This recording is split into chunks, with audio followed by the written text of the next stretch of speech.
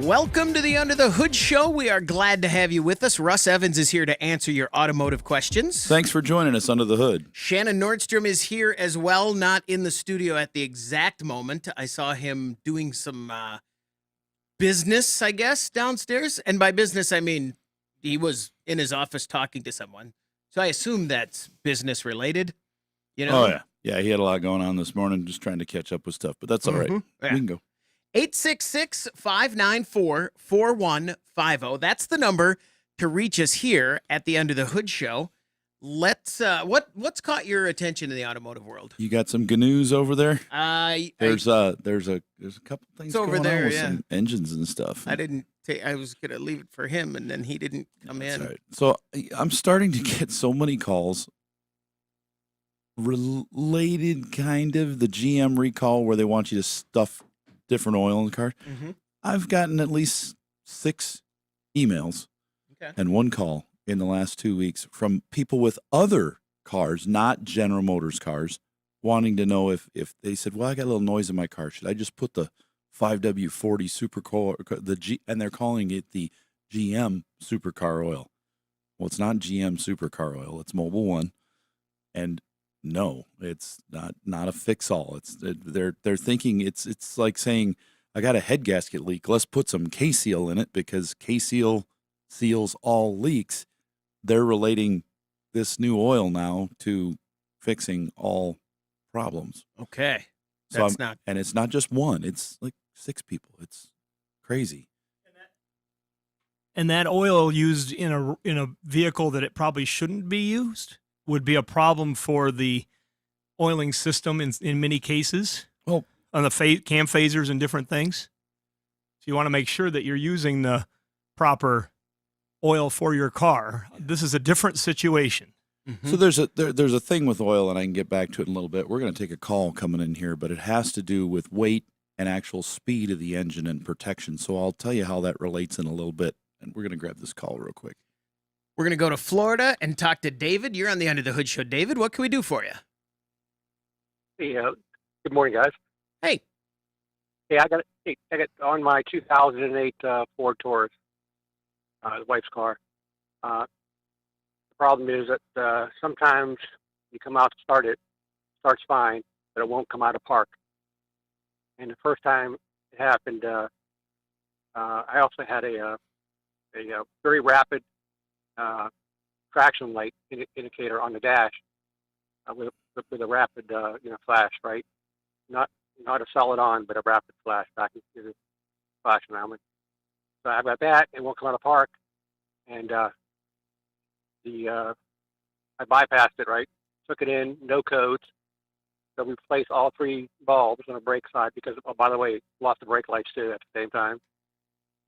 And that worked for about 200 miles. And it happened again, and couldn't find nothing wrong with it. No codes again, but still got the blinking, traction light indicator on the dash, and won't come out of park.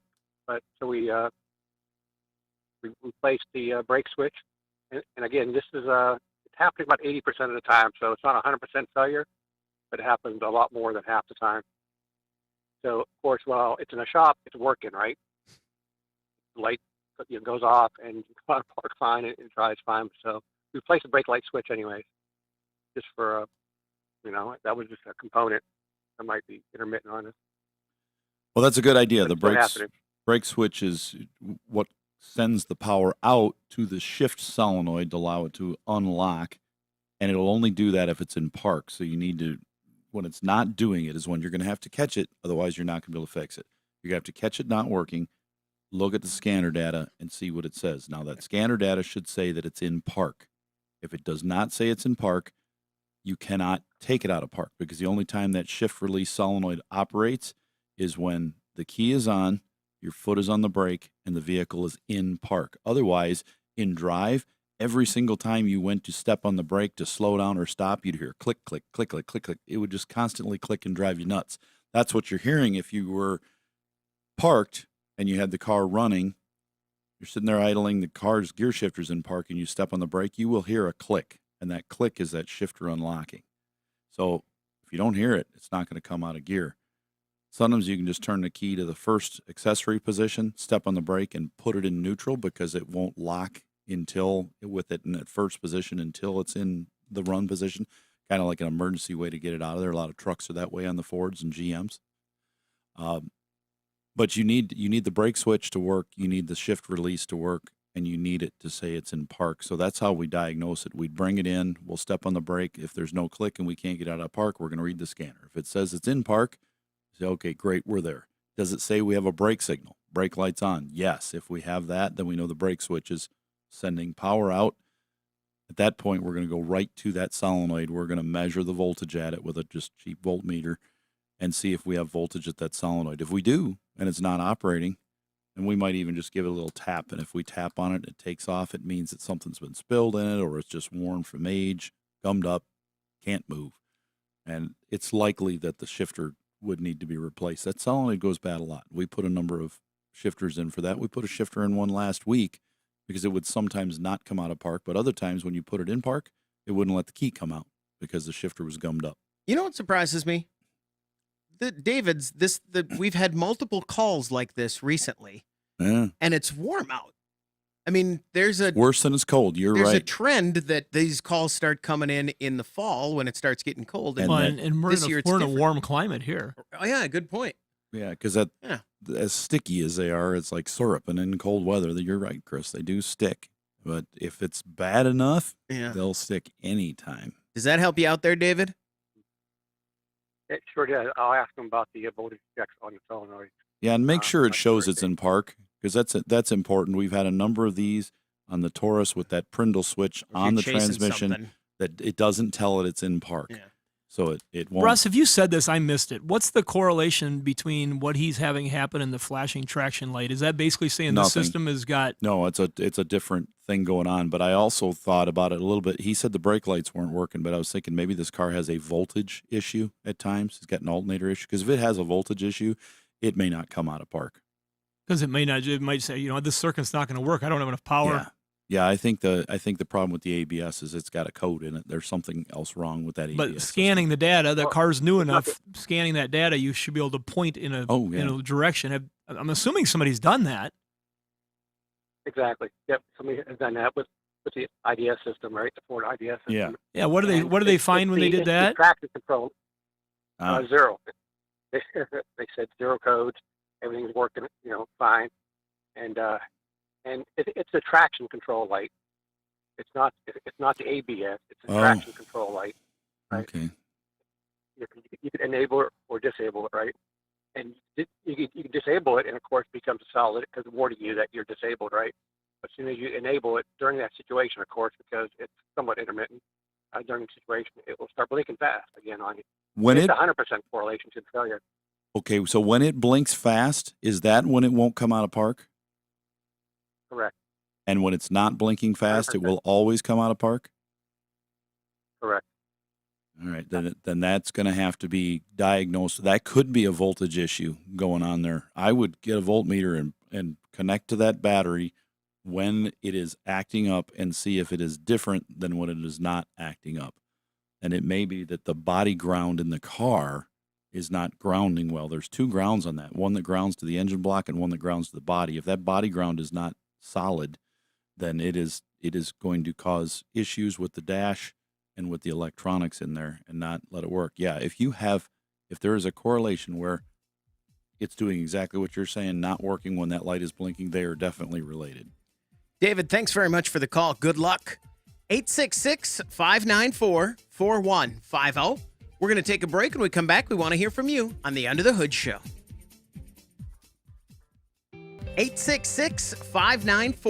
866-594-4150. That's the number to reach us here at the Under the Hood Show. Let's talk to Jim. You're on the Under the Hood Show. Jim, what can we do for you?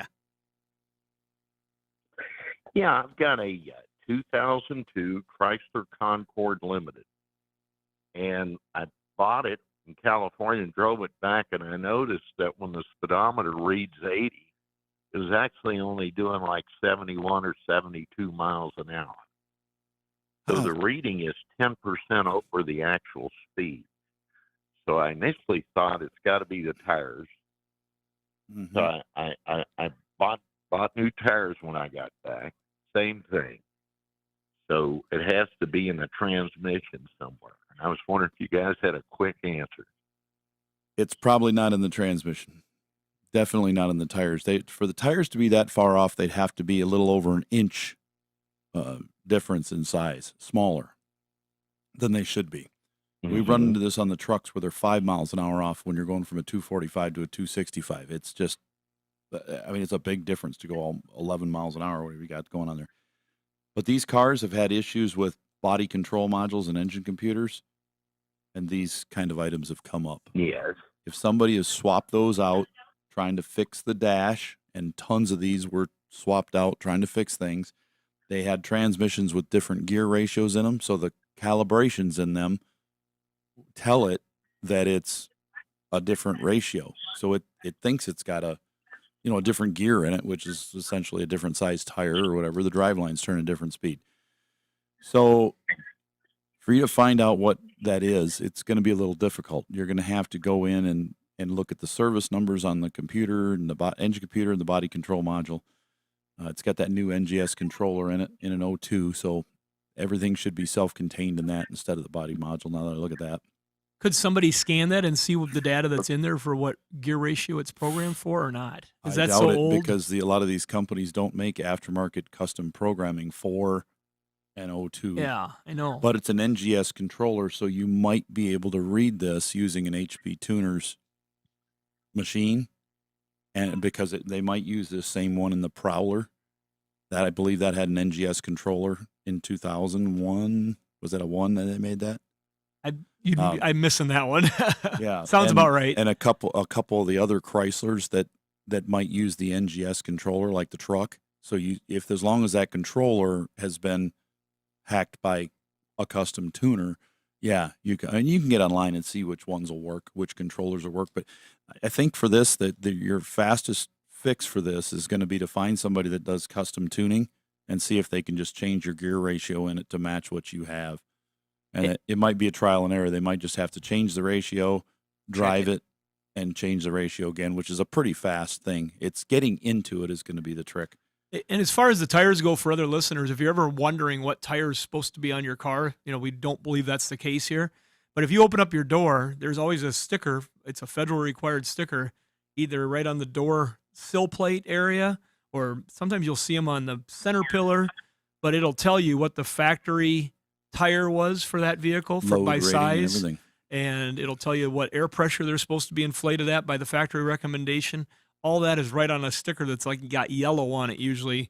Even the size of your spare tire, if it has one, and the air that's supposed to be in the spare tire, which you should check every once in a while. That's one of the few federal regulations that actually are great, that work well. Makes sense. Because if we didn't have those stickers on our door and a car came in, how would you really know? I don't really have a good place to go other than if I go to the factory website for the car when I'm ordering parts, I can see what tire was originally equipped, but that's a lot of Thank goodness for the internet. The other day we were doing a tire special and I searched what vehicle uses this size tire. Oh, you were able to do that. Yeah. And there is a bunch of websites out there that have down vehicle make models, available tires. So the web wins in this case, but that sticker is just, I've taught my kids that. The driver's ed classes I've went to and spoke to, that's a slide I show them so that they always know that. There might be sometimes, it's usually just 2, but sometimes I've seen as many as 3 different sizes on that sticker that could be of equipped on that car. Yep. Jim, thanks very much for the call. Good luck. And to everyone listening, let me ask you this. If I have a car that either I bought new or I know is just been normal used, it was bought new by someone I know, or, and I'm the third owner, whatever, that sticker is going to match, and anybody who works on the car is going to use that sticker. Everything's going to match. It's not something you have to worry about ever, unless you're trying, if something's been changed. Yeah, that's your truth serum right there, is to look at that.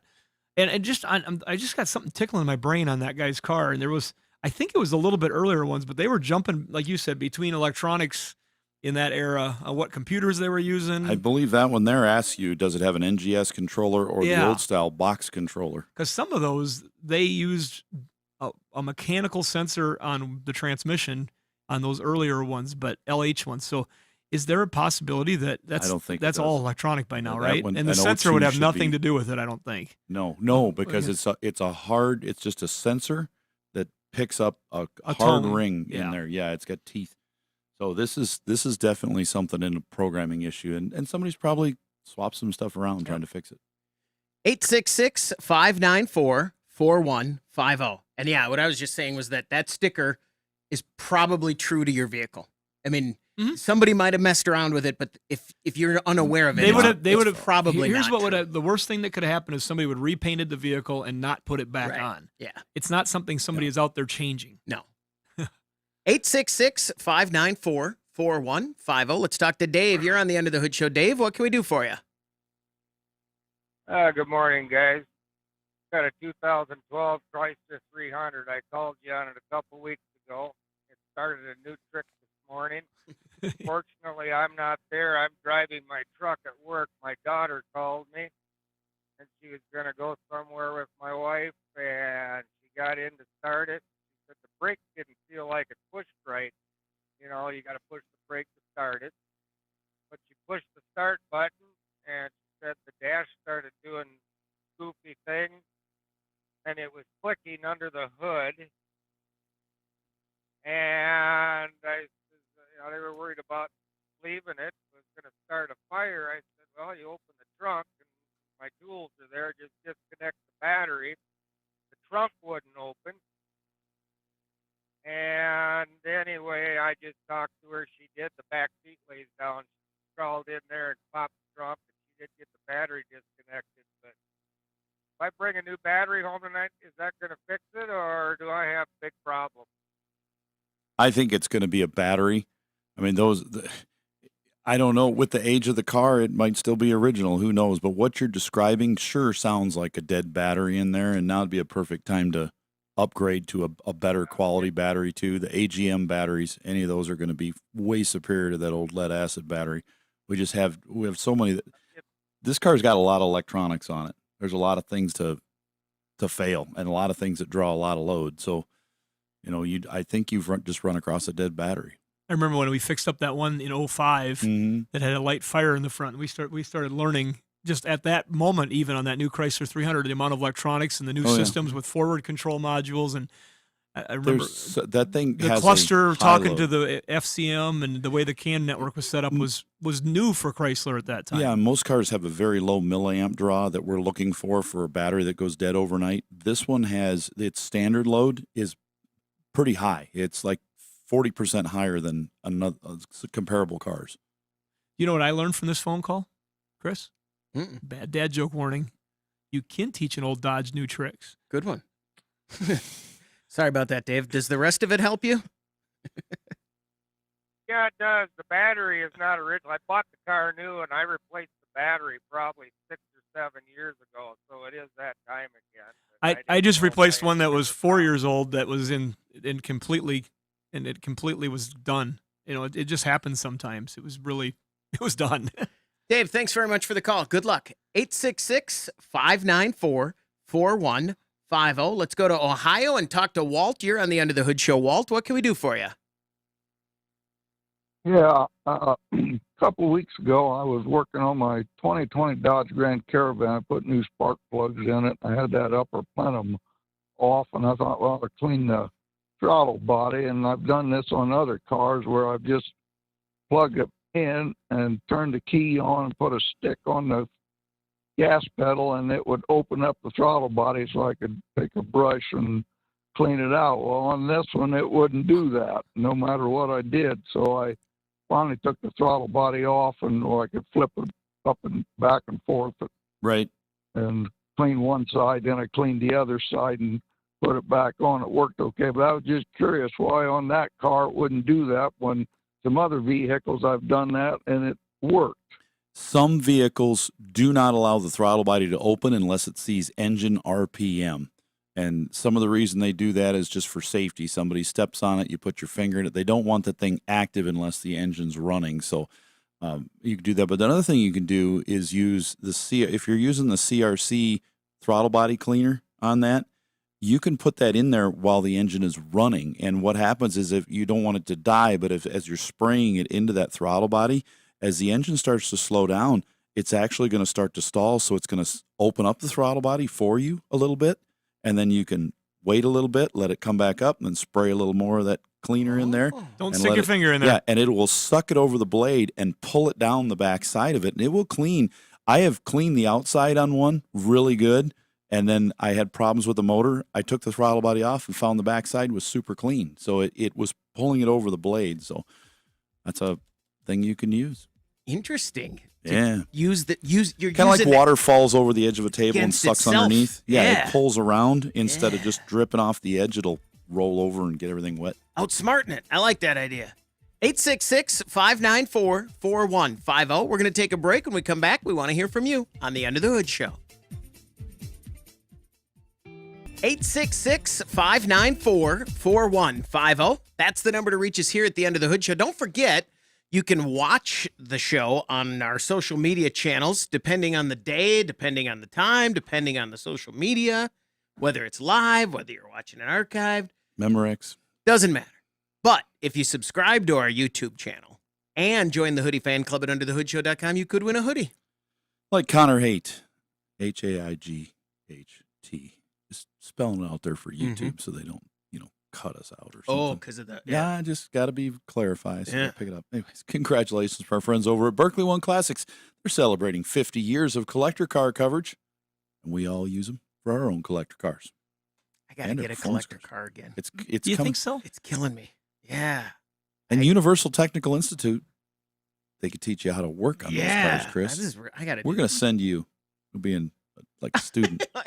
I would learn in a week. happily go do it. But, No, I I'll mean, do just the a 2-year week. program. All Just right. send me down there, and Thursdays I'll come in and do this. You know, want we the can do it Orlando over there. one, don't you? Yeah, I sure do. All right. Yeah. Congratulations, Connor. UTI.edu. 866-594-4150. Let's talk to Jerry in Minnesota. Jerry, you're on the End of the Hood Show. What can we do for you? Hey, thanks for taking my call, guys. Love your program. Listened to it for years. So, Thank you. got a couple issues. First of all, I got a 2018 Edge 2.0 EcoBoost. I'm sure you've had calls about this before. Started burning antifreeze about 45,000 miles. At 65, it was doing, I did some K-seal on it, took care of it temporarily. At 65,000, it got to be an issue where I dared not take it on a long trip. Talked to my local mechanic here. He said Ford is doing some things on replacing these engines. I'm out of warranty, of course, on replacing these engines with a little discount. So I did put an engine in that Edge to the tune of about $4,300. But I did file a formal complaint with Ford Motor. Is there any chance I'm going to get any restitution out of those guys or not? Not because of your complaint, but because of thousands of others complaining, and maybe a judge that steps in and somebody that files a suit at some point, with one of those class action things, you might get a buck back or something like that. But no, it's. Okay. But what it takes is a collective effort from everybody to get enough attention that somebody goes in and gets somebody to get a class action lawsuit filed usually on things that are safety related. When it's something that's an engine that's worn out, basically what happens is it's kind of like when we were little kids and the parent says, is it yours or is it his? Did he say you could ride his bike? It's like you go in and they ask the judge, here, let's say we have Ford in front of the judge and yourself, and they say, well, sir, what was the warranty stated when you bought the car? Well, 3 years, 36,000 miles. Right. Ford Motor Company. Right. What was what would you say the warranty was? 3 years, 36,000 miles. How long did the car last? 7 years and 100,000 miles. Bye. If it made it, if they provided what they told you they would provide, they're out. I mean, that's basically the bottom line. But there's some cases where a lot of these cars, when it's close, you got one that's 3 years, 1 day, 37,000 miles, and it's happening a lot. That is when these things really, we see a lot of them. Or if a lot of them failed during warranty, maybe they were a year old, 2 years old, And if they had thousands that failed then, so now they're seeing that just out of warranty, it seems like an unreasonable amount of vehicles failing that it's a faulty product type thing. But you're not alone. Right. There's a lot of these cars that have had this issue. K-Seal has saved countless numbers of these in our own shop for customers who said, look, my car's got 200,000 miles or it's very beat up. I just don't want to put an engine in it. And it's worked really well as a product to stop this. In fact, we have a lot of customers. I just had one on this last Tuesday that said, can you put a bottle of that in as a future prevention? Because they had 200,000, over 200 on theirs already. And they wanted to try to prevent a possible leak in the future. I said, I think it's a great idea. That's a good thing to do to prevent this from happening. Jerry, the fact that there was a program available for the car tells me that this has already been through some sort of a pressure campaign, class campaign, and that might have been that might have been an agreement that's already been made. Possibly, there was an attorney I contacted out in California. I contacted a lemon law attorney out in California, and I texted them and told them the situation with it. And they texted me. I texted them how many miles went on it, and they said, "Well, the lemon law out there is not going to apply because it was out of warranty." Well, and you got to have so many failures too. Yeah, you got to have so many failures in a certain period of time, documented properly. Same failure. Yeah. So that this doesn't fit a lemon law qualification, in my opinion. Okay. Yeah, the formal complaint, probably I won't hear anything. That they were nice enough to take my call and give me the information, but I probably won't hear anything. Okay, let me get on here with the 2019 F-150 Lariat. Love the vehicle, does everything great, but I'm not a real fan of the transmission. Occasionally I get a slow into reverse, or second or two delay. If I stomp down on it, there is a little clunking going on there. Is there ever a fix for something like that?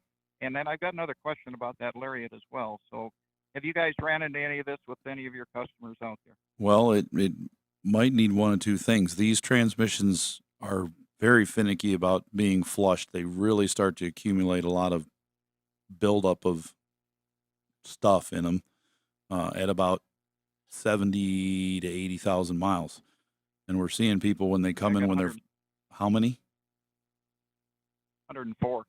Yeah, that's getting up there. I mean, this could be all related because it hasn't been flushed yet. I have people that flush them at 70 and they're starting to get pretty brown.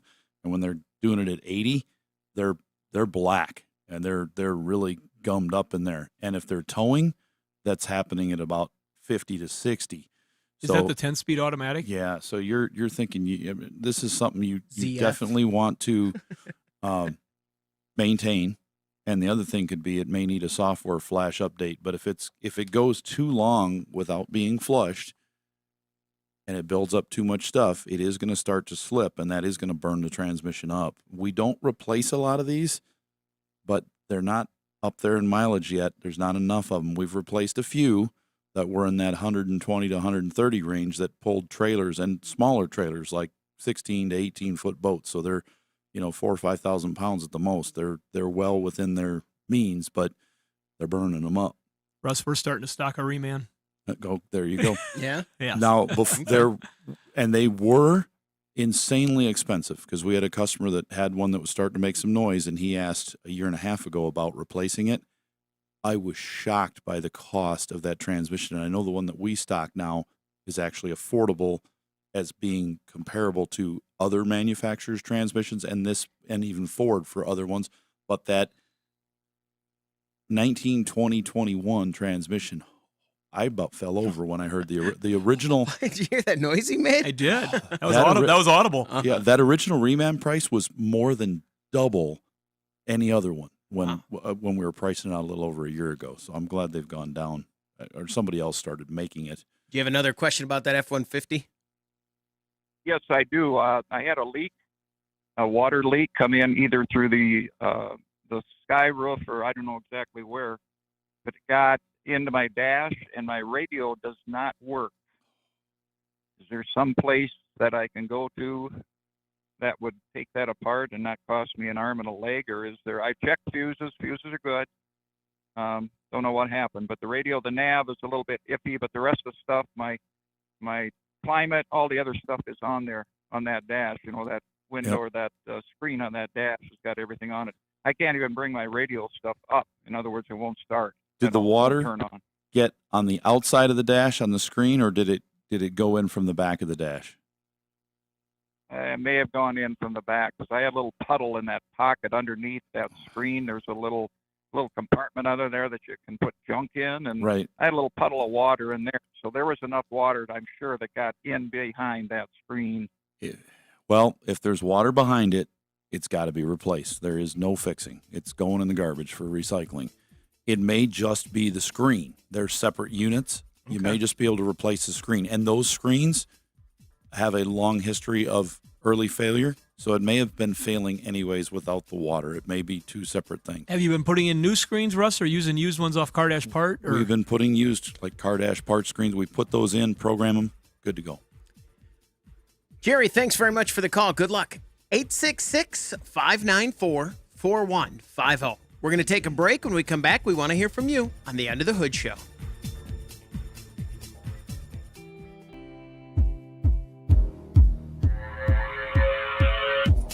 If your Band-Aid can is empty because you have so many dash lights on, you need to call Under the Hood.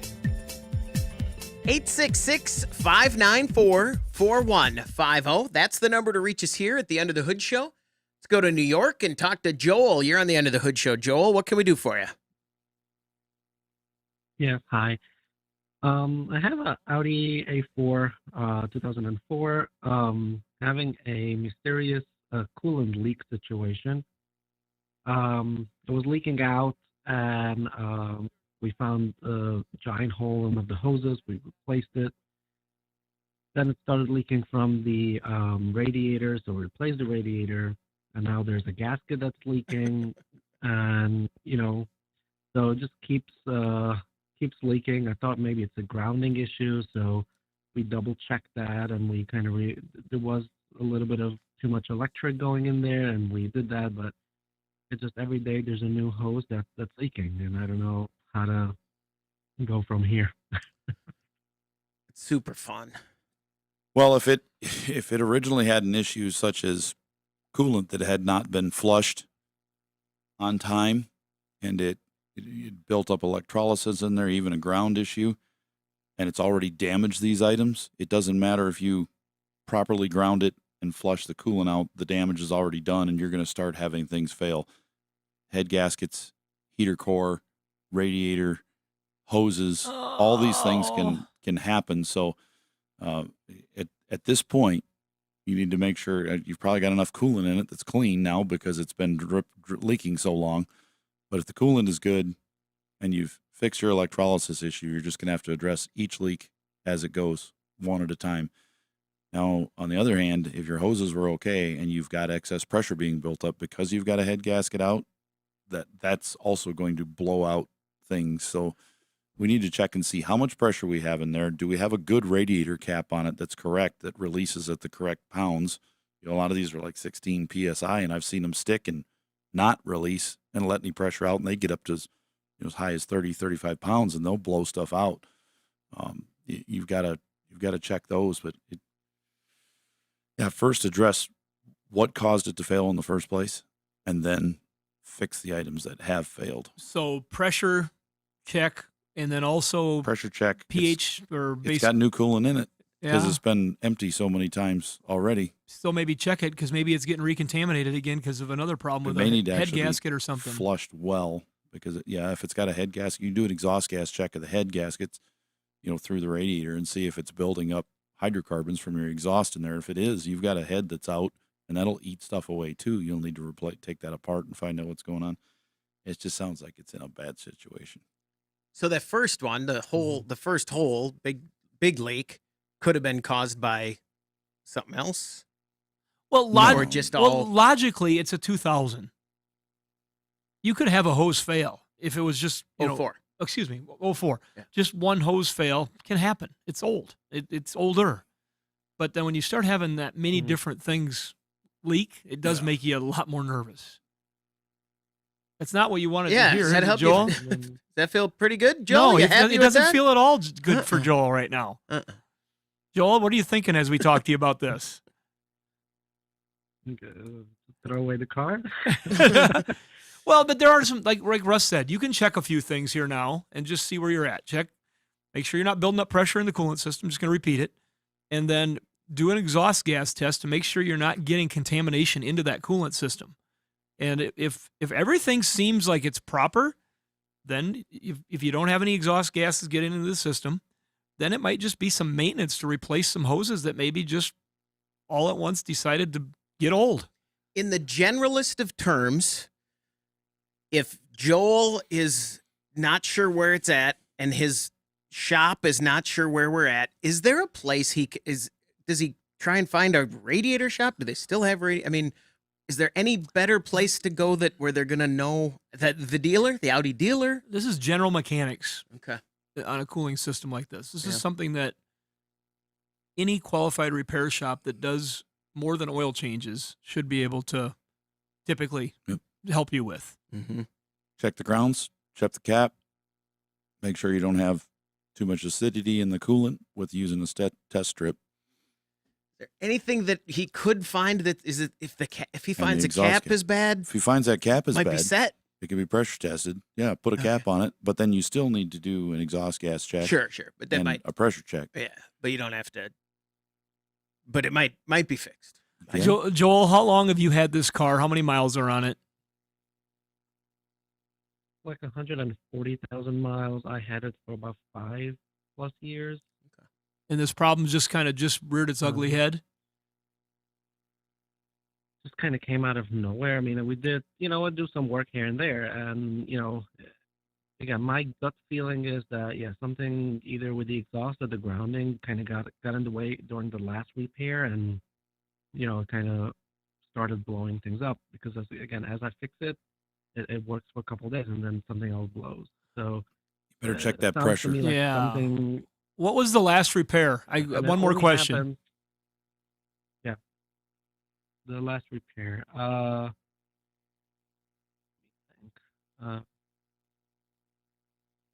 was just curious what they had done to it last. What systems were they working on? Oh, before any Before of this. Okay. Yeah. Before the first coolant leak, right? Yes. Yeah. There was a check engine light on, where the mechanic went in and cleaned the engine. Cleaned it with a pressure washer, or cleaned it with like throttle valve cleaner and that kind of stuff? Yeah. Okay. That shouldn't have affected that. You're gonna have to do some more investigation. It sounds like you got pressure in that system if it's doing things that quickly. I feel like I need to talk to Joel like I talk to my daughter. Okay, Joel, text us when you leave, and when you get there safe, text us back or call. We need to. I'm sorry, Joel. 866-594-4150. That's the number to reach us here at the Under the Hood Show. Let's talk to Mike in Oklahoma. Mike, you're on the Under the Hood Show. What can we do for you? I have a 2010 Volkswagen Jetta. I know I will receive all kinds of verbal abuse because you don't like Volkswagen Oh, or come on. European cars. I'm sorry. Whoever told No, you I'm you no, don't sorry. like Go come ahead. on. I'm prepared for it. Come on. I think you're a little sensitive. I have one. Yeah. No, not at all. I own a Not at all. Volkswagen. Yeah. Chris owned a Volkswagen. I He had owns one one now. now. Yeah. He's had two. I've had multiple German cars. I Mhm. love German vehicles. Yeah. Okay. All right. Well, good. Then I thought you were just down on them. No. I will Anyway, say, we'll I get will right say to this, the- Mike. to- Hold Only on, Mike. broken ones. Before you go, I do have to say that I recently said something to Russ like, "What if I get a 2010 Jetta?" And he said, "Absolutely not." So maybe. How about a 20? Exactly. Well, and I only reason I bought the car is some years ago, my daughter had it to drive back and forth to work, and she had bought it from the original owner, and it had been meticulously cared for. She drove it for a number of years, had no problem with it, decided to sell it, changed jobs, decided to sell it, and I bought it from her. because I drive a lot of miles too, and I thought, well, I'll just drive it and save, putting miles on my good vehicle. So anyway, now I've got 250,000 miles on it. It's got the 2.5 liter gas engine in it, and it's developed an oil leak, and I cannot determine where it is or why it's leaking. It appears to be around the oil filter somewhere, and it drips off the canister. I've replaced the canister, of course, replaced the gaskets during oil change. Doesn't seem to make any difference if I do or don't replace them. It still leaks. And, about every 2 weeks, I'll throw another quart in it, and, seems excessive, but it still runs fine. And I think it's all the time I've had it, and she never had anything done, but I put one coil on it. So it's been a good little car. That is if a I could really fix the good oil one. leak.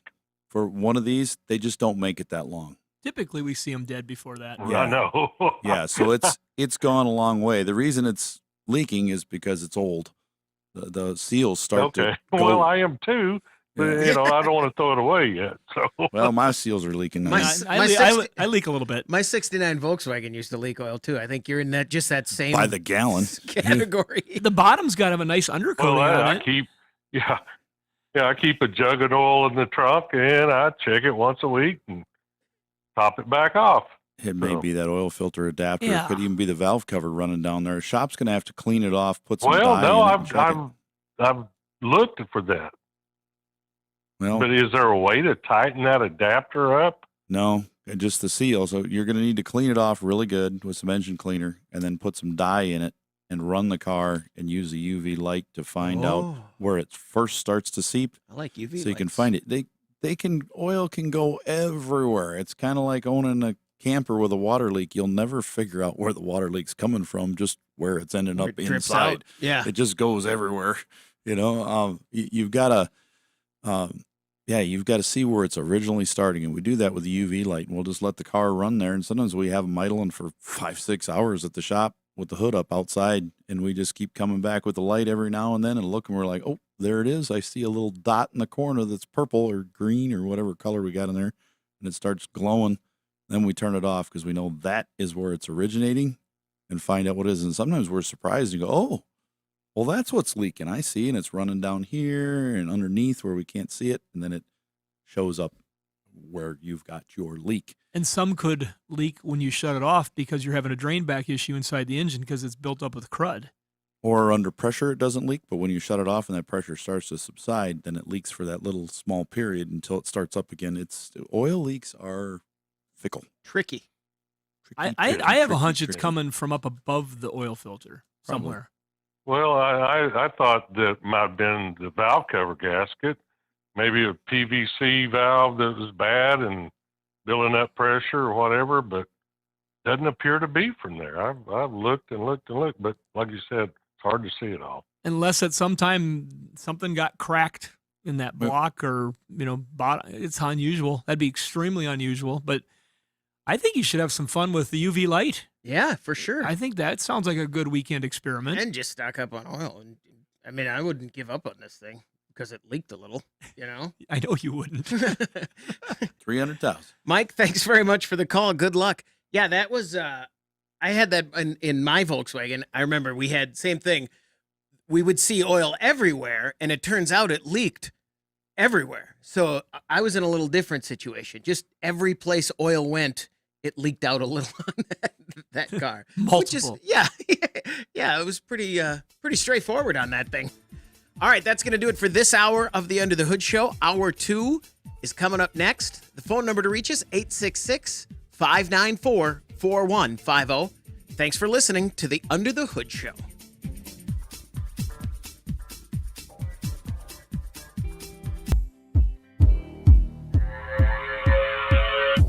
You're listening to the Nordstrom's Under the Hood Show with the Motor Medics, Shannon Nordstrom and Russ the Super Tech Evans. Shannon is an ASE engine and parts specialist, and Russ is an ASE Master Certified Technician with extensive factory drivability training. Join the Motor Medics for fun and free automotive advice with real-world solutions to everyday automotive problems. The Under the Hood Show is heard weekly on this and other great radio stations across the U.S. Find out how you can participate in the show by visiting underthehoodshow.com. Now, let's go under the hood with the Nordstrom's Motor Medics. Welcome to the Under the Hood Show. We are glad to have you with us. Russ Evans is here to answer your automotive questions. Welcome to Under the Hood. Shannon Nordstrom is here to do the same. Welcome, hoodies. Thanks for tuning in so we can help you tune up. I'm Chris Carter here to answer your calls at 866-594-4150. We've got calls coming in. Should we get right to them? Let's talk to Todd. You're on the Under the Hood Show. Todd, what can we do for you?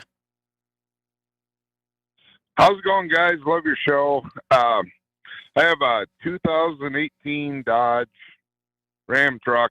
Got two little issues. No lights on or nothing. The first one is filling the tank, and it's really got bad now. And just wondering if it's true there's a check valve in the top of the tank, and really the only way to fix it is replace it. That is not true. Replace it. Not true? Not in the sense that I think you're trying to portray it to us. Yeah, you probably have a problem with the evaporative No, I'm emissions serious. canister. No, I know. But there's no the check valve in there. That's I don't know if I've ever seen that cause a problem. It's pretty much always either the tank has been installed wrong and it's been removed, put back in, and this problem occurred immediately after that, and it won't occur down the road. It'll be now, the second you fill it after you put the tank back in for a fuel pump replacement or something like that, or a hose replacement. But more than likely, it's caused by a problem with the emission system canister. It's plugged up, or it's got bad valves on it, and it's not venting. I have a suspicion here. I have a suspicion that Todd is using the term check valve, and it's in the.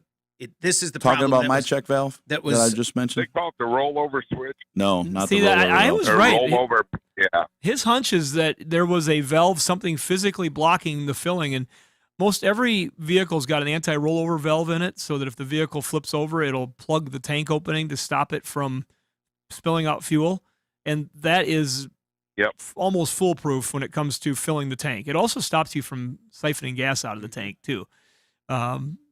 But the problem Russ is talking about is a valve, but it's more of a solenoid It's valve the vent. Yeah, that's what yeah. Because you don't need that. You don't need that valve. If you close that rollover valve, you could still fill the tank because it's going to vent out through the emission system like it's supposed to. You're not venting out through the filler where you're filling it, which is where that valve is at to plug that up. And some states have a little cap to seal that. I want to restart this question. I'm going to play the part of Todd. Okay. I have a 2018 Ram, and I can't fill it. It's gotten worse, and now I can't fill it. What is it? That one's going to be obvious, right? Probably an evap canister. Yeah. Okay. So what does Todd have to do? Well, Todd's got to get somebody in that is familiar with those systems. Mm-hmm. They're not super complicated. There's only so many parts to the system. There's a check valve on the tank.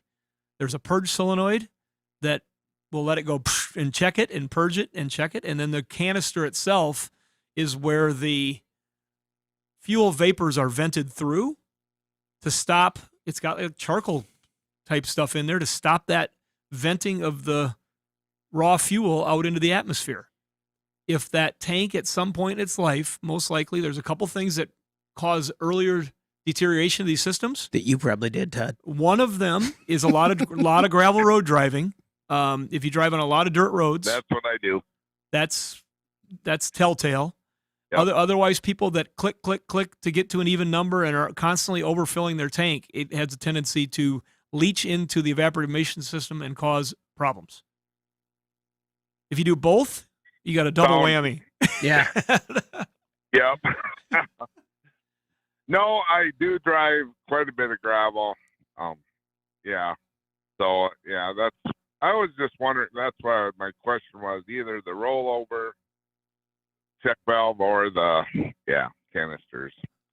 So, that was kind of. Well, like General was wanting Motors to- has a situation with theirs where they actually do they do it themselves, or did Dorman or somebody make it a relocation kit for some of the older ones to relocate the Both.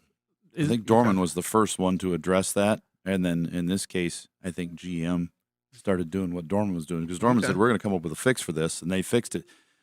Sometimes the factory will look at the aftermarkets. Well, I don't know if they're looking at them or they're just saying, hey, we need to figure out a way to do this. They had the same idea at the then same they go, time. oh, I didn't know that, or 2 or 3 years later. But if they have a problem, they've got to come up with a fix. There's only so many times they can keep throwing the same part on it and not have fixed. They've got to upgrade it. Yeah, at so some they point. basically take a hose and vent it or bring it to a higher location. Instead of in the vent vehicle. pulling air from under the vehicle where it's dirty, they run it all the way up to the front and up to a very high location, usually up under the hood up front. Some of them actually come out of the air cleaner box, to pull air in. They get it ahead of the dust. Well, they get it where the air is coming in through the grill, Yeah. through in the air cleaner box. They don't ever pull it on the filtered side of it. Did you have another question there quick too, Todd? Yeah, quick one. On the exhaust leak, it just started. I've got about 88,000 on it, and it has the tick on it when Manifolds. it's cold, and then it goes away. Yeah. Is it usually the exhaust manifold are Yep. warped? Is that what? You'll need new manifolds and Okay. bolts, the hardware for them. It happens on every one of them at some point, just different miles. Yep. Sure. Worse if you Well, pull. that's Worse it. if you pull every once in a while with it. I bet he Well, does and that that's too. what I pull about with it. Yeah. So, yeah. Listen, Todd's just teeing these things up. I mean, he's got they're easily recognizable, common, ready to fix. That's good. Yeah. Good luck, Todd. Thanks for the call. 866-594-4150. Let's talk to Steve. You're on the Under the Hood Show. Steve, what can we do for you? Good morning.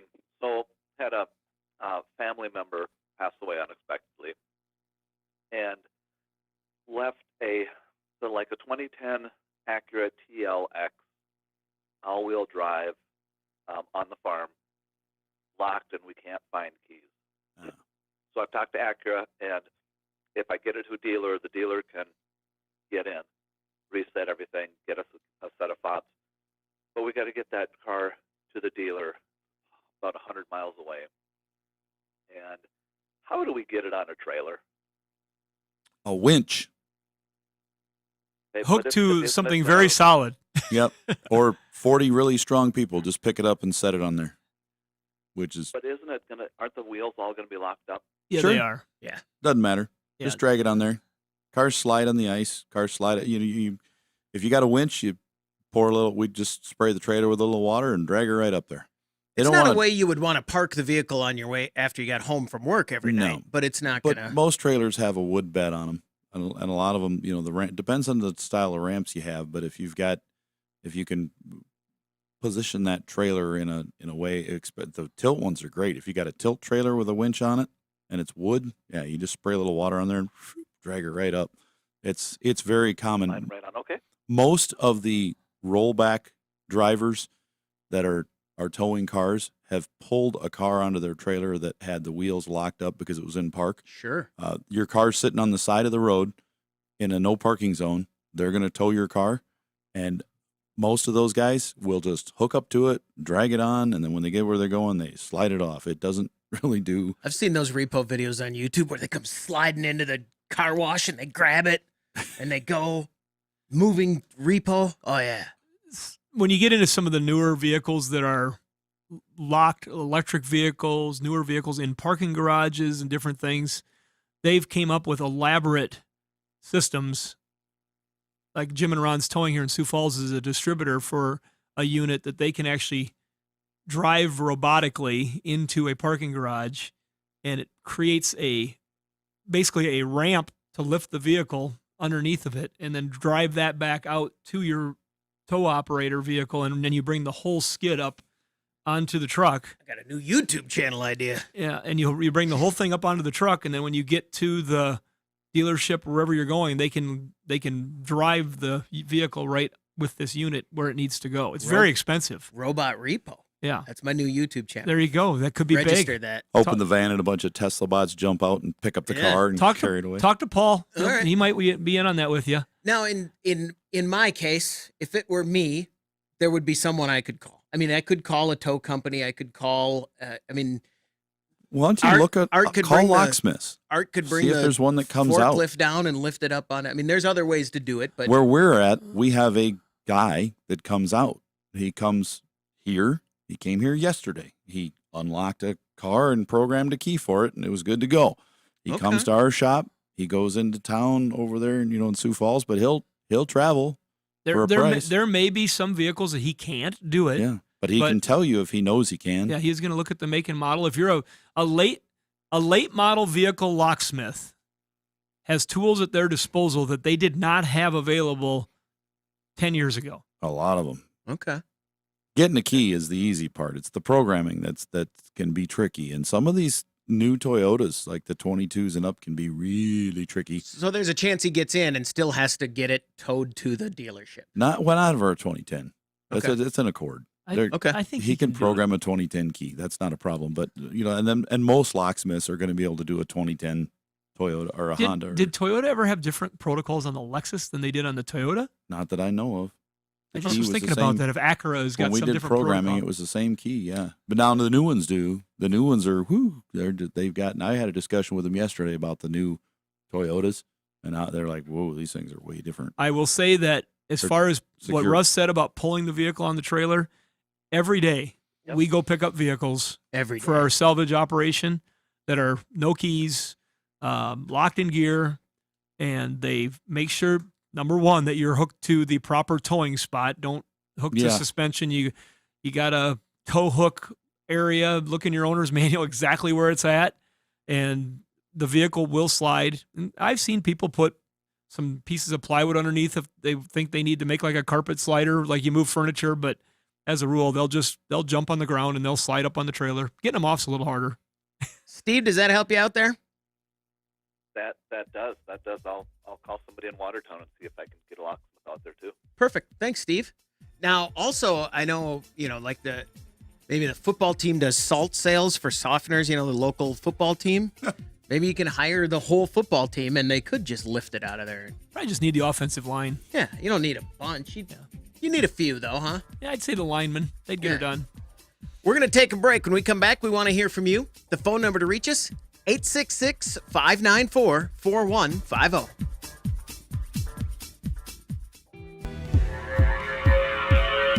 When all else fails, get a bigger dead blow hammer. 866-594-4150. That's the number to reach us here on the End of the Hood Show. Let's go to Indiana and talk to Rod. You're on the End of the Hood Show. Rod, what can we do for you? Hey, guys. How you doing? Fantastic. Awesome, man. I'm a huge fanboy of you guys. I've been listening for years on the podcast and absolutely love being able to chance to talk to y'all. Cool, thanks. But, I got a few questions. You're going to laugh at me because I just bought in April a 2022 Silverado with a 6.2. You didn't know? I didn't. I should have known, but I didn't. I'm a huge fan of the 6.2. Always wanted one. Haven't had any problems with it yet, knock on wood. But I do get a shift and park message it's real random too. Sometimes it never does it in the morning, which is weird. It only does it in the afternoon when I get home from work. And I try to park slowly. I've tried reverse. And it will stay on for about anywhere from 10 to 30 seconds. Is your truck the mid-year refresh with the electronic shifter on the console? No, it's the older column shifter. Okay, that takes 1 degree of interest out of it because there was a mid-year refresh in those trucks, and actually I believe that because your truck is not the electronic shifter and it's the older 22, you might not be in the recall category. In the what we've been talking about. Have you already gotten a letter or anything, or you might not be in it? Yeah, I have not received any letter on that. Yeah, because I think that in the Suburbans and such, it was 21 and newer, and in the pickups, it was mid-year 22 and newer. I think I gotta look at that for sure. But You might want to check that out because I think that one has a. You don't. He does. yeah, well, I'm checking it out. I've already been. I'm in the middle of it. Because you get to a certain point, I think that one has the same transmission with the electronic shifter, and that cable that is moved by that lever doesn't move the transmission. It's not connected to it. Oh, it's a. I think it's fake. electronic. Yeah, it's just like moving the shift lever. He doesn't have a cable in his either. Okay. Because it's still got that same transmission. And so I think it's moving. It may be. You're going to look at that recall because I believe it's under that. I think the problem is within the shift motor in the transmission, that it's not the way it's set up and it's part of the software. I think they can just flash it and take care of that issue. But either way, I think you're going to have an issue with the software. It's not sensing that it's in park. Because if you put it in park and it rolls and stops and it's not going anywhere because it's in park, yeah, I think that's what's going on. Okay. Oh, that's good. I also pull a 7,200 pound trailer with it. And I was thinking, so let's say the engine does go on it. Am I able to shift into neutral and still be able to roll off the road? Yes. No. Okay, good. Oh, wait. No. Yeah. Huh? I don't think try it now. I don't think that vehicle with the engine not running will go into neutral. Once it's put into park, if it's in drive and it dies, do not put it in park. I think you can push it up into neutral and it'll go into neutral. That's what I was assuming. But if you put it in park, I don't think it will ever come back out of gear unless the engine is actually running. There are ways around that, but yeah, it won't come out of park. I was assuming he was talking about if he's going down the road and all of a sudden it starts locking up and he can just get into neutral and coast off to the side of the road. These things are ridiculous. They all ought to have a way to release it. A lot of them have a lever under the console and things you can pull that'll pull the thing and put it in neutral, but some of them don't. And that is something that should be forced as a recall to get them in when they're talking about safety things. I just thought of that, Russ. Maybe that's why this is such a problem, because if that engine breaks and they stop, then they can't get the vehicle off the road because they can't get it out of gear. I hadn't put those two things together. So we have that thing we're putting an engine in, whatever, Buick on whatever. Oh, it's a 2023 Enclave. The one I've got? Yep, the red one with the engine stand on the roof. Yeah, so the first time there's a reason for that. I believe it. Broken sunroof and this and that. Anyway, the first time the park brake was off and we figured out how to get it out of park so we could roll it. The second time when we pulled it in yesterday to put an engine in it, the parking brakes had turned on and they were locked. Ooh. And we read and there was no way to release the parking brakes for a consumer. So we had to, again, put it into neutral ourselves, and we had to release the parking brakes with the scan tool. That was we had to put it in a brake service mode in order to get it out. But since the engine wouldn't run and there was a problem with the engine, not just that it was broken, but it had check engine light, there were service warnings, it had been crashed. It said, no, we're not going to allow you to put this into service mode like you normally can manually by pushing buttons down. So this car was not going to roll. So if that car was out at a collision site, you can't just let's get it off the road to save people's lives. It's stuck.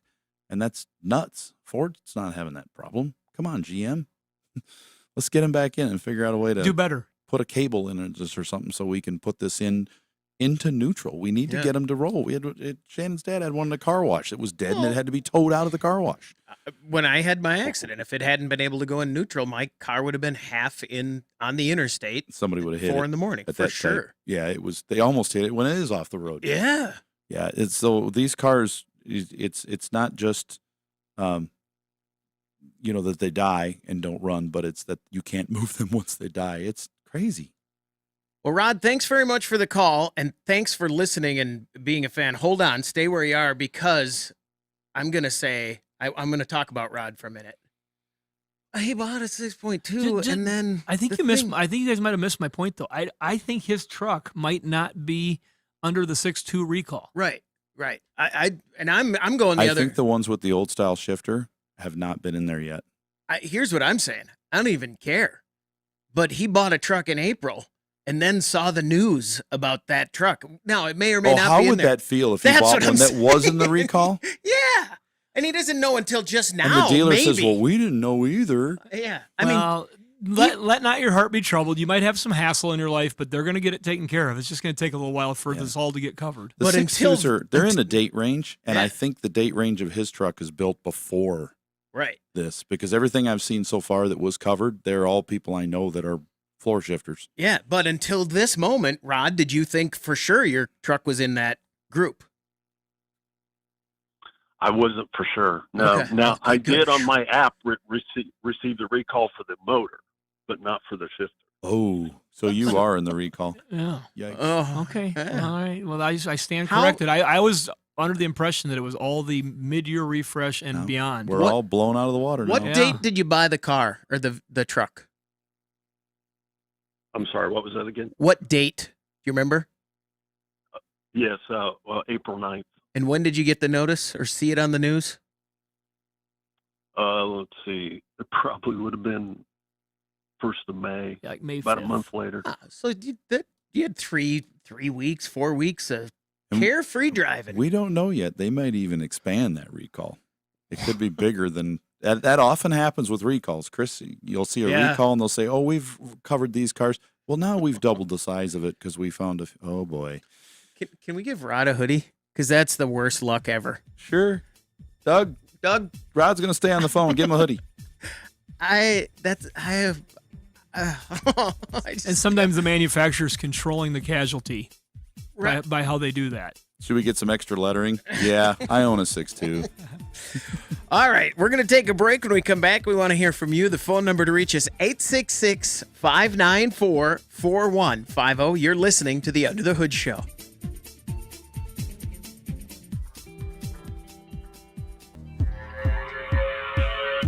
If it needs more than duct tape, you need Under the Hood.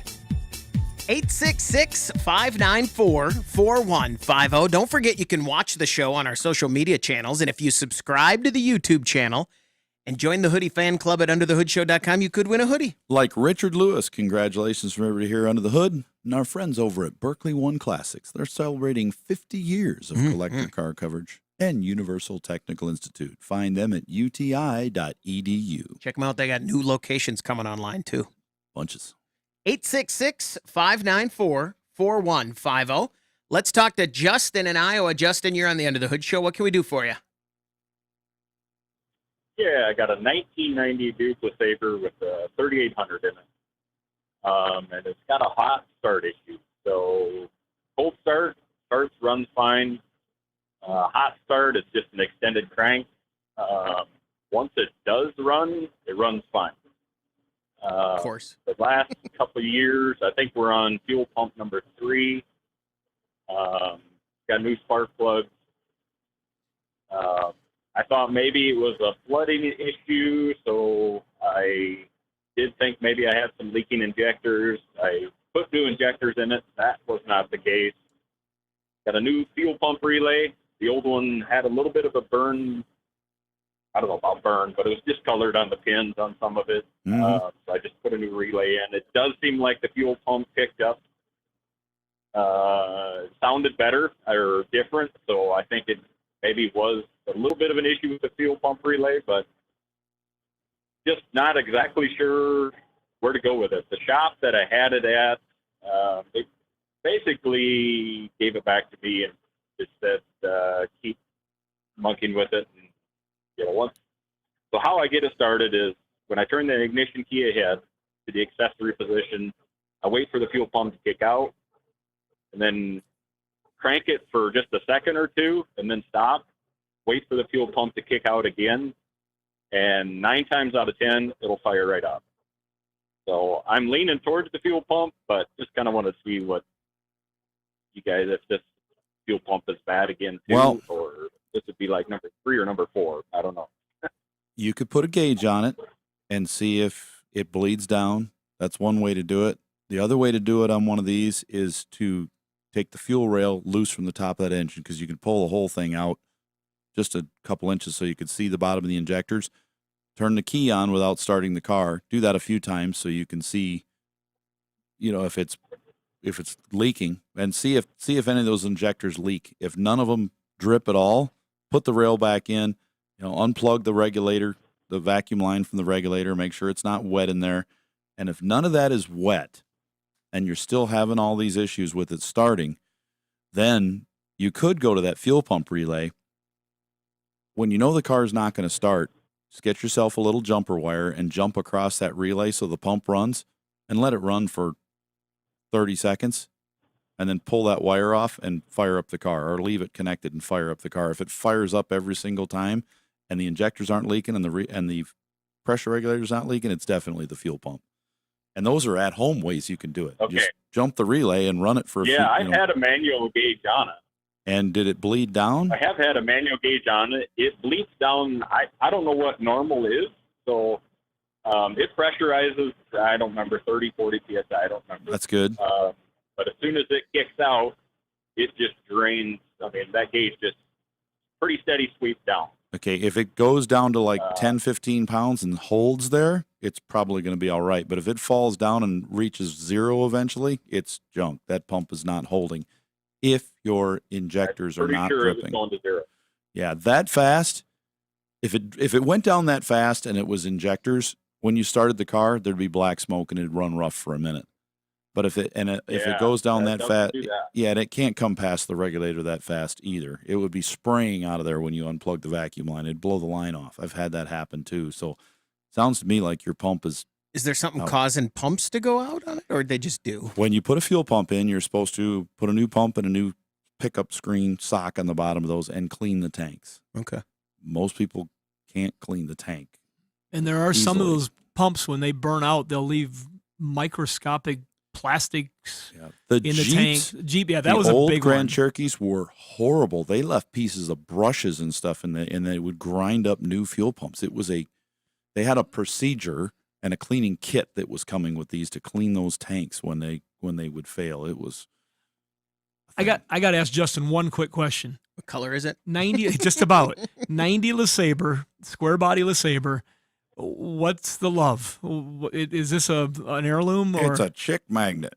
What's the demographic of the chick? Yeah, it's neither. So it's got only 112,000 miles. I ended up picking up it out in South Dakota in a small town, and obviously had a lot of garage setting. So yeah, it's in great shape, and those are great cars. Yeah, using it. That was the end of the line. 91, they quit that body style and they went to the probably more rounded because they one. worked too good. Yeah, that engine, the body, the transmission, all of it. If it was driven and cared for just in a mild way, they would easily push past 200. Justin, thanks very much for the call. Good luck. 866-594-4150. Let's talk to Alan. You're on the Under the Hood Show. Alan, what can we do for you? Sorry, Steve. You're on the Under the Hood Show. Steve, what can we do for you? Yeah, hello. Hey, I've got a 25 F-150, the 2.7. A couple weeks ago, I heard you talking about oil changes and maybe using a Justice Brothers treatment in between oil changes that would, instead of, getting an oil change at $3,000, might save another, significant amount of money. Was it a specific kind of Justice Brothers treatment? We were talking about the oil system cleaner, and for vehicles that are running extended oil changes where they tend to get dirtier, if you run a oil system cleaner in there. Let's jump in right away here. I think, Steve, you misheard. You can go into what you were going to go into, but I think you misheard. I don't think that was what the conversation was, right? Just off the top. Well, it was an older vehicle. Right. And they were... But something you can put in between... Yeah, they were going like 8,000 miles on an oil change, which is way too long, because we were talking about Shannon and his truck and stuff too, and it was like, that's just too long. It's going to get too dirty. And they said, well, can I run something else? Because the factory was recommending a regular non-synthetic oil and going that far. And they said, well, I'll just change to synthetic. We're like, it's still going to get dirty in there. Right.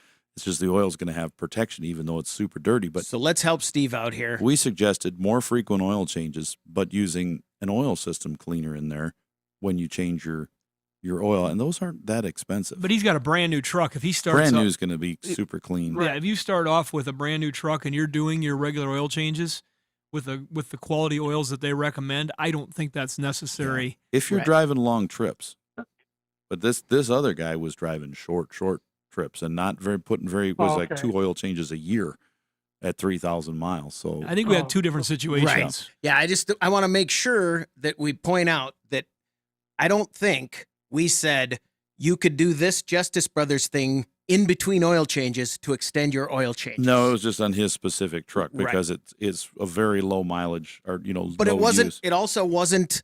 You can halfway through pour this thing in and then wait another. No, you month. change the oil. Right. Right. I It's just want done at the oil change. Right. Yeah, So I just want to make sure that that's How many miles clear. are going to be put on this truck every month? Oh, just normal driving, probably 15,000 a year. in Okay. General, So it'll probably be fine if you're using their recommended. I would still change. I would not go on one of these turbo engines. I would not go if you look at that thing and it's showing every 8 to 10,000 miles on changes, it's just for us, it's just too long. Get her closer to 5. Yeah. and lean towards the low Less end than of that. 5. Yeah. Just keep that oil fresh. Keep the timing chains having a nice You can tell. cascaded oil across Pull them. that dipstick out, look at it. If it still looks like brand new, I mean, if it starts getting dirtier and dirtier and dirtier every time you change it, it's been in there too long. Steve, thanks very much for the call. Good luck. 866-594-4150. Let's take a quick break. We want to hear from you when we come back on the Under the Hood Show. Now, let's go under the hood with the Nordstrom's Motor Medics. 866-594-4150. That's the number to reach us here at the Under the Hood Show. Let's talk to Alan. You're on the Under the Hood Show. Alan, what can we do for you? Morning. I've got a 97 Dodge half-ton pickup, and I don't drive it a lot. In fact, it got driven last weekend, and it sits more than it moves. So when I first start it up, I can hear water gurgling in the heater core.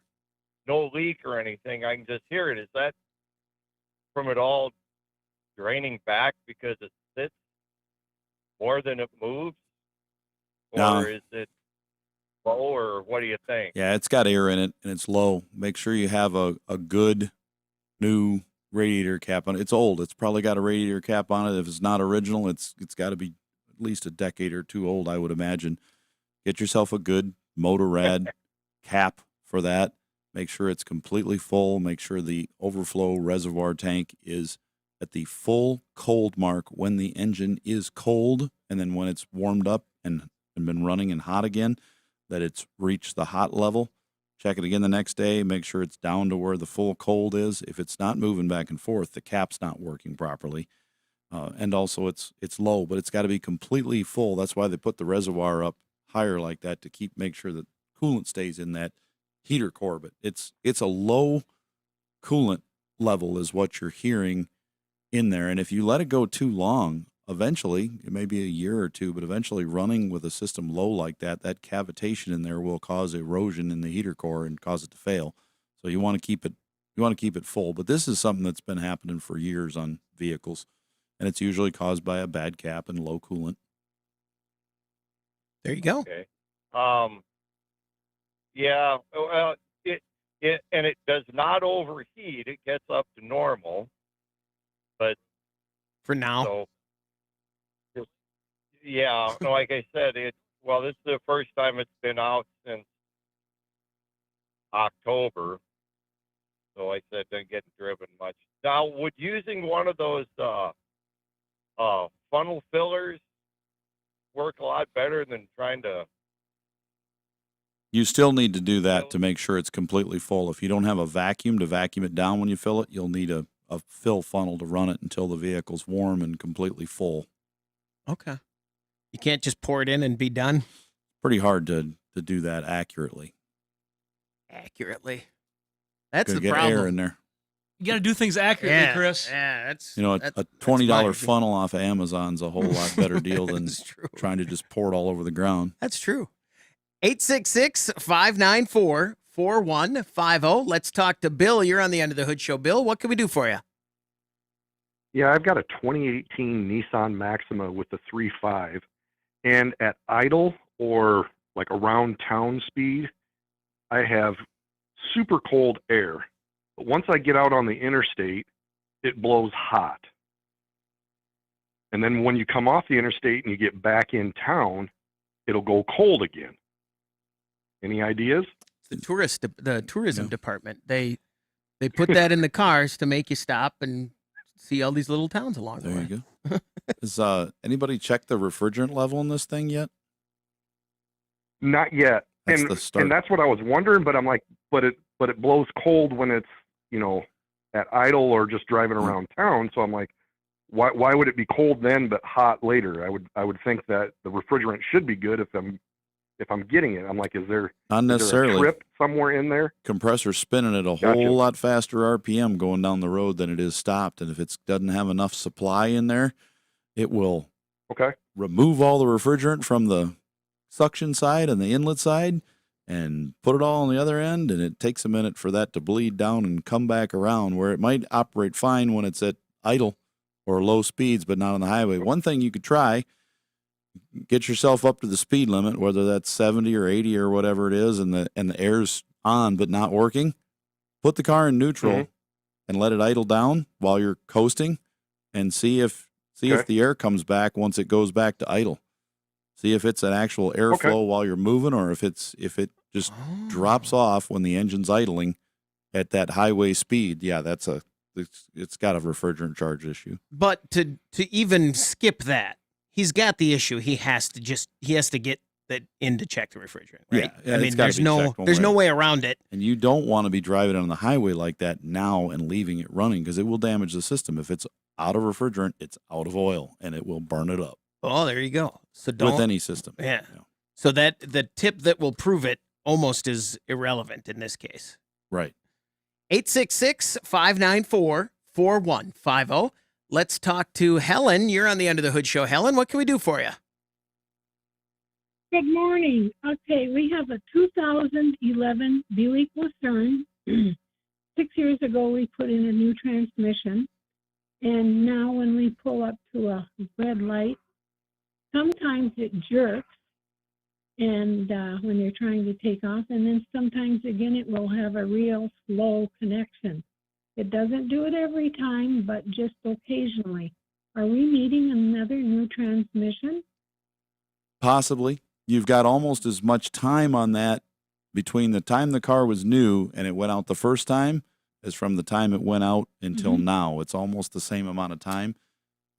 Occasionally we see repeat failures in those. They're a pretty good transmission, but we do put a number of them in.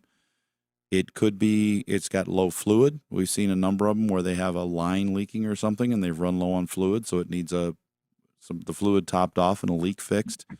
It might be that it has an electronic issue where a solenoid's failing or something, and that can be addressed, or some programming. So I wouldn't worry a whole lot about it yet until a shop that works on transmissions can do a little operation, check it out and see what's going on. They'll check the fluid level, they'll check the solenoid, see if there's any codes in there, and go from there. But it is not out of the question that it could have a second failure because it's been a similar amount of time.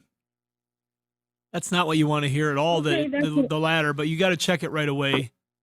And, you can go to a transmission shop, a mainline mechanic shop that has electronic capabilities of testing things, and have them do an inspection on it. And it could go that way a long time, too, if they say there's something starting to get a little wrong inside of it. Right. If they tell you you're going to need one eventually, drive it as long as you can, it might be a long time. Yeah. If I'm new to town, take it to a transmission shop.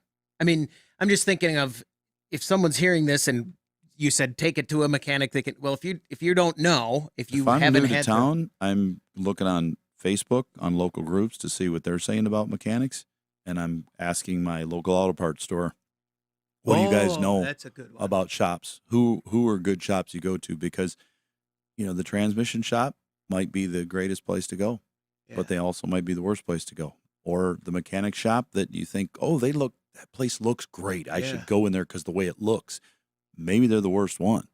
Maybe the dump is the one who has the most experience and give you the best price, or maybe the dealership is the best place to go in your town. You just don't know. So you've got to ask. That's why I got worried. Did you hear what he just said? I was worried. I'm new to town. I got to fix my transmission.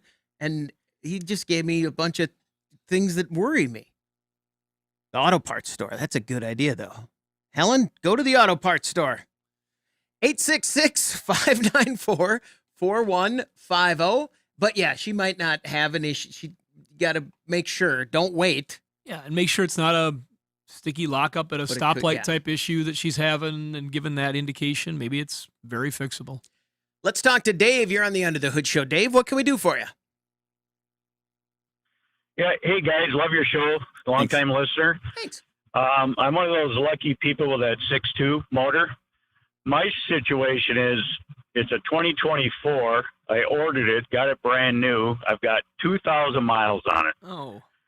Do you think I should change that oil to the OW40 myself or leave it how it is? And is there an additive I could maybe just add for the meantime till it's recalled for those bearings and camshaft issue?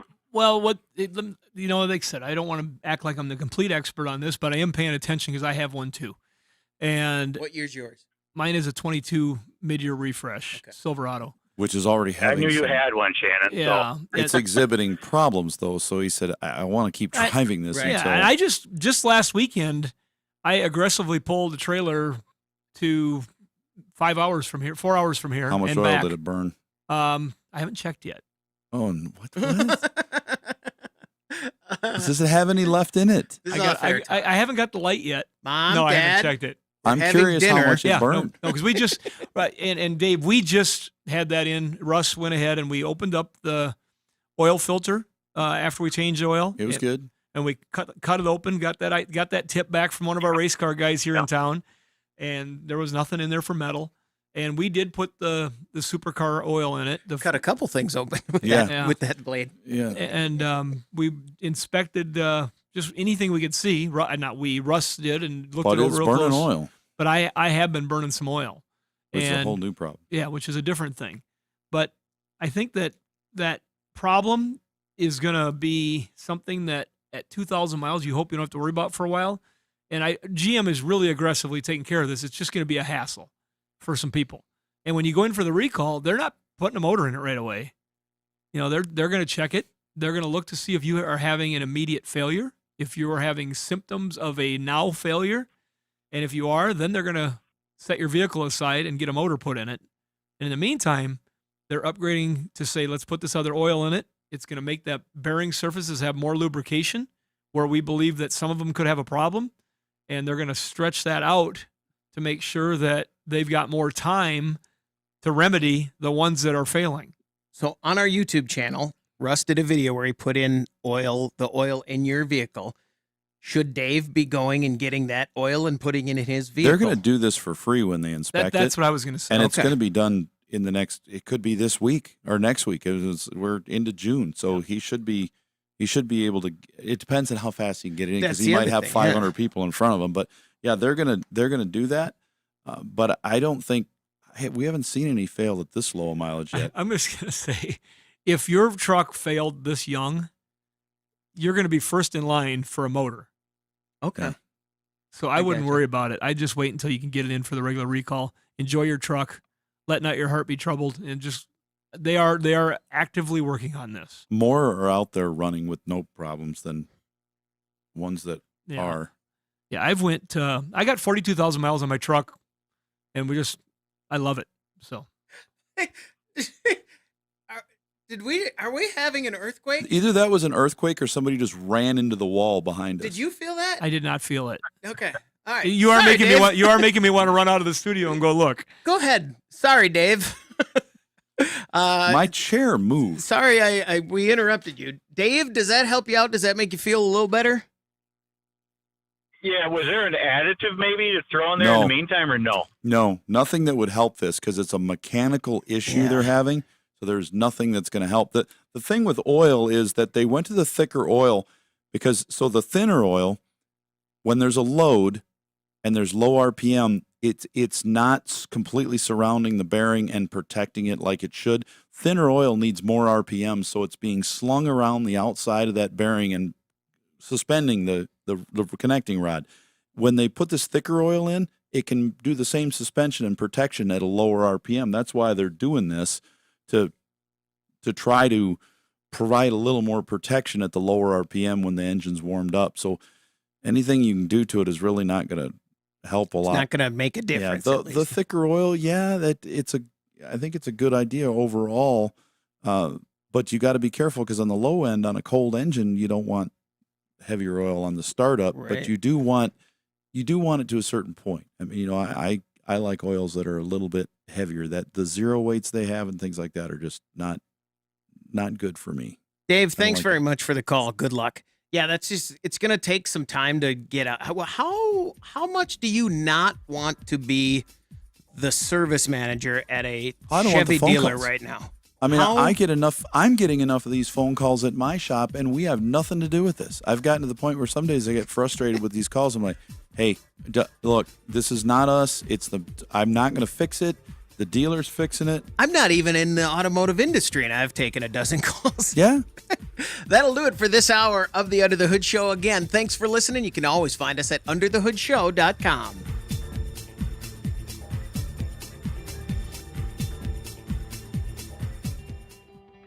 All right, now we are on the after show. Shannon is back. Did you anything?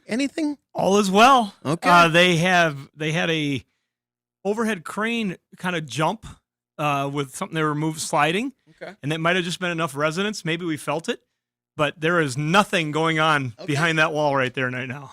That's a good thing. Yeah. Yeah, I went sprinting down. I about knocked somebody down coming out of the bathroom. I ran down the stairs and I looked and there's like nothing going on over there. It's like, and Gary, the manager, was walking through. I said, something just happened? He goes, what do you mean? He goes, the chain hoist jumped a little bit ago, just a second ago, but nothing, All right. So something must have resonated or something, but I'm glad you guys said something because I didn't feel it. Well, we both just looked at it like, I felt it in my arms and my chair. yeah. Well, we have an underhung Gorbel crane system that runs the length of the shop right behind us. And so it's underhung on the cross members of the building. Okay. And so if something suppose did quick stop or did start, something yeah. different, it might have resonated enough where it vibrated through or something. Because the way the building is built, the metal building of the dismantling shop is mated to the stick-built portion, which we'd call the living quarters. That we're in. Yeah, so we are right at the seam or close to it behind Russ. Okay. So it could just been enough shake on the foundation, whatever happened, that we felt it. Or you felt it. 866-594-4150. Let's go to Arizona and talk to Henry. You're on the Under the Hood Show. Henry, what can we do for you? Good morning, gentlemen. Great speaking with you. Something kind of quick and ironic pertaining to the 6.2 GM. I have a 2004 350Z, and upon startup, especially in cold start, I get that. It's got 137,000 miles, so it has a slight, it sounds like main bearing kind of noise upon startup, and then it goes away, when pressure builds. And I was wondering, based on the GM situation, with putting the 040 in it versus the 020 that it calls for, be advisable to just kind of baby that bearing. No, in time. because your noise may not be a bearing noise. Your noise may be a piston noise more than likely, or even like an upper end noise in the valve train that upon cold startup is just, most likely it's a piston noise. And so what'll happen is when Really? So when the piston is cold, and if there's extra clearance on the piston, the skirt of the piston will rock a little bit against the sidewalls Like a upon leaky startup. manifold. And so it just kind of chatters in that cylinder a little bit when it starts. And it can make a significant noise on startup. I mean, GM vehicles, a lot of them have been doing that for years. The 5.3s, we've had some that had noisy startup issues for 200,000 miles. And they just keep making that noise. And it's just a little rock in there of the piston when it starts. If you had But it's the 350Z. Yeah, no, It's the 350Z Nissan. No, I understand. I understand. So If you had Okay. if you did have a bearing noise that was rattling across the main bearings when you started it, I don't think that engine would be lasting long, and I think that you would see it in your oil pretty quick on your oil changes. You'd see metallic in it, and so if you really want to be sure, do what we just did on my truck and cut the oil. Buy an oil filter cutter on Amazon and cut your oil filter open on your next oil change and see if there's any metal in it. Or send an oil sample away. what I There's a was gonna place say, on yeah. Amazon. I got to go find my results, but there's a place on Amazon for $24, I think it was, or $29. They send you a little bottle and return label and postage paid, and you send it in, and they'll do an oil sample for you and get you the results back. And so if you've got a lot of metal in there, I'd probably tell you a different story, but most likely it's not. There Yeah, you go. because it's only on startup and it runs great. And, I don't really rev it much anymore, but it runs smooth and it maintains good oil pressure. So it's probably a piston then. Yeah, I would not be changing oils from the factory recommendation on any vehicle unless it's specifically recommended by the factory.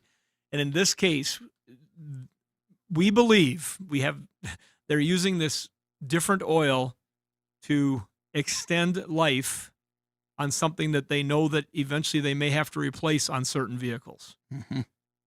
There you go. Henry, thanks very much for the call. Good luck. Let's go to Iowa and talk to John. You're on the End of the Hood Show. John, what can we do for you? Yeah, hey guys. Calling about a 2012 Camry. Okay. And did a coolant flush change. Well, the water pump seal went, so I replaced that and did a coolant flush at the same time. In the process, not long after that, had a little leak coming out, just evidence around the engine. Getting flung up around the pulleys and stuff, some coolant. Wasn't going down real fast, but I thought it might have been like the weak pull on the water pump.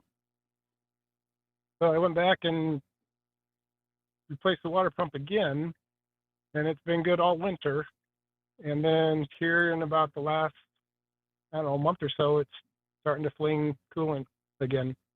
And I can't see it's around the hose or anything. It's just around down around that pulley, and like I said, it's not going down fast, but I also don't want to find out that it will go down fast out in the middle of the highway. Yeah, you could put a little dye in it and look for in the cooling system. You use a UV lamp with the glasses and see if you see where it's coming from. Better yet, Chris. Glasses? Yeah, you have to wear the glasses, Chris. Oh, They're this yellow. is better. See if you could find out where that's coming from. If it's coming from the gasket in there, the seal, not the water pump seal itself where it spins, it rotates, but anywhere else, you put some K-seal in there, that would seal that up for sure. I mean, that's what it's designed to do. But if it's coming out of the rotating area of the water pump, that's something that's a wear item that eventually is going to fail, and you really need to replace that pump. If it's been replaced before and you got some warranty, that'd be great, but it needs to be replaced. But if it's coming from the seal, like the gasket or something in the back, maybe there's just a little bit of porosity in the block or something. If you put the K-seal in there, that'll stuff that up and fix it. I used to be in a band called Porosity on the Block. I wondered who was going to call out porosity in some way after Russ said that. It was my B-boy group. We used to break dance to Porosity on the Block. What was your really move? weird to me. The second time I replaced that pump now, and I thought maybe I didn't prime it right or whatever, and didn't get a good wreck the seal on the pump. But the fact that it was good for a while, and then we got into hotter weather, and I didn't know. I think I would put some K-seal in it and see if your problem goes away. At first, I'd get the glasses and the UV. Yeah, you want to do that, don't you? Like X-ray specs in the back of the comic book. 866-594-4150. John, thanks very much for the call. Let's go to Michigan and talk to Zach. Zach, you're on the End of the Hood Show. What can we do for you? I just accidentally dumped Zach. I did. I've been good all day. Don't give me that look, Doug. That might be Zach. Let's talk to Jim first. Jim, you're on the End of the Hood Show. What can we do for you? Yeah, I talked to you earlier. I had one thing to add about that speedometer running actually higher than the car was actually going down the road. Mm-hmm. I have another 2002 Concord. It's basically identical. And I had the transmission rebuilt on that. When they rebuilt the transmission, it was doing the same thing as this one. And I took it back, and they put a component in there that was wrong, and they opened it back up and replaced that, and then it was fine. But you were telling me that they did different things in that year. They have 2002. Right. I'm They sorry. have Go different ahead. transmissions and with different ratios in those. The tire sizes, I think, were all the same on most of those. Some of them had 16, some of them had 17s on them. But depending on which tire size, too, they had different gear ratios in the transmission. So if it had the different ratio in it, if they were rebuilding yours and they rebuilt it with the same speed sensor setup, the drive, as they did for the other ratio, that would be a problem. And you don't know, since you just bought this car and it came this way, if that was the case. I mean, they can either fix it through the computer, or they can fix it by, they'd have to tear the transmission down and do some swapping in there, just depending on what it is. But you won't know until a shop looks at it. Is there a scenario, Russ, that you can imagine that this instrument cluster could be just off in a way that it's accidentally consistently long? I don't think so. Yeah, that's it. I was thinking the Not same that I can thing. Was imagine. there I can't either. I was just throwing that out there because we hadn't thrown that idea around yet. Does that help you out there, Jim? Yeah, those clusters, I know about those things. They were finally able to fix another one I called you about. The speedometer quit working after they rebuilt the transmission, but they were able to fix that. Jim, I think Okay, it's well, you. I certainly. I've never known anyone to have this much speedometer trouble. Holy moly, Well, Jim.